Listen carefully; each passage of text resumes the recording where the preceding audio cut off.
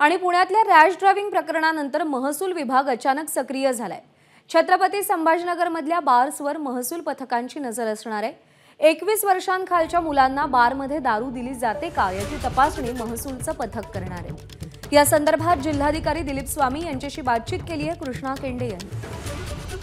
आज काय कारण होतं या सगळ्यांची बैठक घेण्याचं आणि यातनं तुम्ही काय नियमावली या ठिकाणी केली आणि त्याची अंमलबजावणी कधीपासून होईल?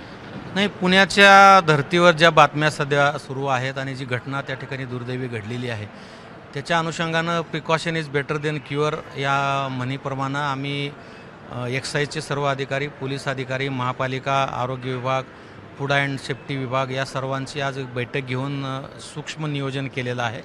त्यामध्ये प्रामुख्यानं आम्ही 2-3 निर्णय जे घेतलेले आहेत त्यामध्ये शहर आणि ग्रामीण भागातील सुद्धा जे बार आहेत त्या ठिकाणी कुठल्याही अल्पवयीन मुलांना 21 वर्षाच्या खालच्या कुठल्याही मुलांना दारू सर्व केली जाणार नाही आणि ते जर तशा पद्धतीचं होत आहे असं प्रथमदर्शा लक्षात येत आहे। त्यामुळं अचानक रेट टाकून असे जर मुलं त्या ठिकाणी आढळले तर त्या बारचं लायसन्स सस्पेंड करण्याचा निर्णय आम्ही घेतलेला आहे। त्याच्याबरोबरच विद्यार्थी आणि पालकांमध्ये जनजागरणसुद्धा करण्याची आवश्यकता निर्माण झालेली आहे।